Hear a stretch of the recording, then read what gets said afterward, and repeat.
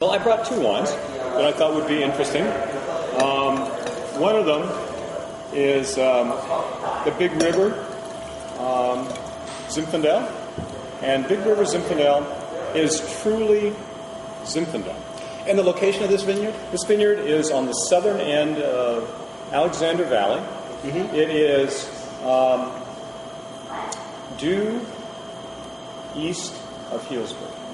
Okay. Right along the Russian River. So as the Russian River comes out of Alexander Valley, it breaks into the hills. It gets a little confused. It tries to go to the east, which obviously is not going to work for it. It goes a little south, and then winds all the way back to the north, and then it comes back sort of to the south and then to the west and out into the Russian River. Right. This vineyard sits up on this little plateau right at the top of that little peninsula that looks like Florida. And it's in Manzanita series soil, so it's bright red soil. It's really classic Alexander Valley soils. It's just really right on the border of Alexander Valley and Russian River. Right. So it gets a little bit of the coolness, but it also gets the wind. And this is a unique vineyard because it is 100% Zinfandel. Mm-hmm. And almost old vineyards have other grape varieties in it, but this is 100% Zinfandel, so it is the taste of true Zinfandel. And what you find out about pure Zinfandel when it's grown in these old vineyards is that it's almost Burgundian.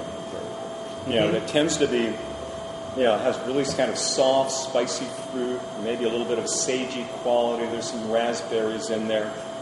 It's definitely a very approachable wine. Yeah. And 100% Zinfandel. 100% Zinfandel. Okay. But it's not aggressive. And not sometimes you think of Zinfandels as being big and jammy. Right. And being dense and structured. Well, it turns out the nature of the Zinfandel grape is not that. Mm-hmm. The nature of the Zinfandel grape is much more delicate and actually has a lot of really interesting high-tone complexities and flavors. It's the other grapes that bring a different character to it. So this vineyard was planted in 1900. And actually, before we move on to the next wine, real quick, the vinification of this wine, anything specific that you can share with us? These are classic vinifications. These are the way I've been making wine since 1976, or the way I made it with Joe Swan. Open top fermenters, punched down by hand, small volumes. Fermenters are not bigger than 6 tons. Native yeast fermentations. Native yeast. Yep. All. So you take those chances. I don't see it as a chance. I actually have fewer problems with my native yeast fermentations than my friends who I do actually. Okay. No stuck fermentations. Every once in a while, but everybody has them. I mean, usually it's because you've miscalculated the sugar that you're getting out of the field. So, but for the most part, no, we're very good.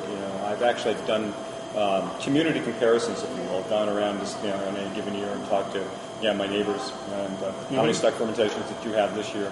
And there are years that have more stuck fermentations just by the nature of them.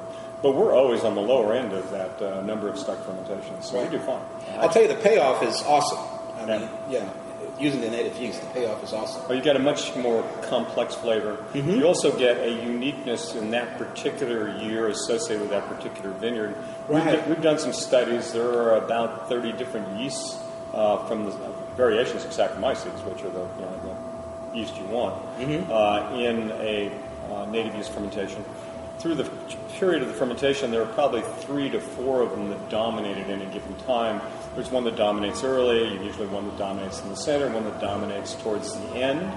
But that's because of the changing conditions of the must. So you have a lot of sugar at the beginning and a lot of alcohol at the end, so it stands to reason that the same yeast is not going to be performing highly at both ends of that spectrum. So, and you get all those yeasts kind of pumping out their flavor characteristics. So you get a much more complex melange in a native yeast wine. So interesting. Wonderful. And also, all aged in French oak. We stay in French oak for 18 months, which is a relatively long time. Actually, it is for Zinfandel. For Zinfandel, it's part of my more traditional winemaking, and we treat it as little as we possibly can at the end. I'm a great believer in making sure that people get what I put in the bottle, and in fact, in most cases, we don't have to do anything. But if I have a wine that looks like it's going to be sick or has a potential to change in the bottle, will I filter it? Yeah. Will I fine it if I have to? Absolutely. Yeah. But but those things are done by necessity, not as a routine or a standard. They're done based on the wine, which is like everything else about this winemaking process, is that it's done based on the need of a particular vineyard in a particular field. These two wines are made, the same way. The Old Hill Ranch we're going to taste now is made the same way as the Big River. The idea here is to give you the character of the place, the typicity of the place, if you will. Some people call it terroir, but I think typicity is almost a better word because terroir implies soil. Well, yeah, the soil has something to do with that, but the vine mix has to do with it. The way the vines are propagated, who propagates them, how much they care for them, what else they let grow in the vineyard, how many deer they have in the vineyard. Those things all change the character of a vineyard. But vineyards have typicity. Big River will always taste like Big River.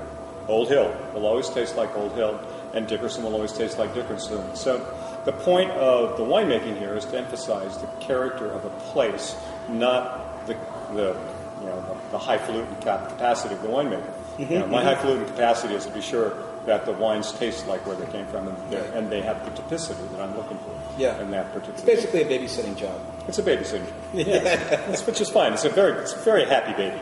Right. So tell us about this one. This is Old Hill Ranch. This is one of the oldest vineyards in California. Probably on the nose, a little bigger. Yeah, a little bigger, a little spicier. Yeah. And that's because this vineyard has got a full complement of mixed blacks in it. It's Zinfandel. But this may have some stray varieties in it, you're saying? Oh, yeah. Well, this one's, stray varieties it has. This like a field blend. Yeah. When you know the history of this vineyard, it suddenly makes sense. This vineyard was originally planted in about 1862 by a guy named William McPherson Hill. McPherson Hill believed in Iberian varieties. He didn't know what he wanted to plant, nor did anybody else in those vineyards, so they tried the stuff. And this vineyard is a throwback. It's a fragment of his original vineyard, replanted in about 1885 to 1888, which is when he and George Hurst got rootstock from Eugene Hilgard, who was the horticulturist at UC, who was friends with George Hussman, who was the guy who brought rootstock into France, who was in Missouri. So there's this kind of long chain connection. But the point is that these vines were among the first planted on rootstock in California, and it was a sort of a carryover of his vineyard.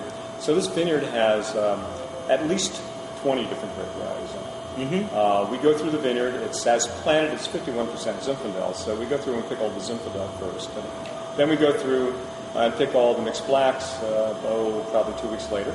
And so we make two wines. So we make one out of the sort of mixed set of grapes, and we make one out of Zinfandel, and then we blend back to make the best wine we can make. It's almost always 25% from mixed blacks. So it's a really cool wine. So you can see what the mixed blacks bring this wine. They bring a density, they bring a strength. They take away from the delicacy that was associated with the Big River. Right. But they also bring pepper and spice and almost a minty quality. There's a significant amount of Grenache actually on this vineyard. It's about, of the mixed blacks, there's probably almost 10% Grenache. A lot more spice. And you see how all that added pigment that comes out of things like the Petite Syrah and some of the other grapes adds to the density and the sweetness of the center, because all those polyphenolics link up with the tannins and they create this sort of soft, sweet sort of center to the wine. So the wine is not quite as linear as this one. It's not quite as bell-tone clear, but it's got a real richness to it. Yeah. And this wine actually ages very well. I can pull out bottles of 84 and 85 that I made. They're still lovely. Still very good. Because typically Zinfandel is best drunk fresh within the first 3 years or so. Depends on who makes it. Okay. A lot of Zinfandel carries its heritage of a jug wine with it. It got relegated to that after Prohibition. Before Prohibition, it made some of the best wines we made in California that were very authentic, really interesting wines. But it became the kind of the table wine of California, which is why we rebuilt the California wine business on Cabernet and Merlot and Chardonnay, because we didn't believe that anybody would ever take Zinfandel seriously, because it had been a jug wine. So wines that were made in the early days, the early days of the new era, if you will, meaning the 1960s, early 1970s, and even now, frequently were wines that relied on the natural propensity of Zinfandel to be very fruity and jammy. So you taste some of the wines out of Lodi now; they tend to be big and jammy and soft, and it's a good place for making wines like that. But if you have the right terroirs, and you have the right winemaker, and you have the right sort of production of grapes, you can make wines that are the same as any great wine region of the world in terms of their aging capacity. Mm-hmm. And I've tasted some very old Zinfandels that are as good as any old Bordeaux's I've ever tasted. And I've had the good fortune to taste some pretty lovely old Bordeaux's. Mm-hmm. As George Husband said, they're like angels' visits. They're few and far between. Mm-hmm. But when you get one, it's an angel's visit for sure.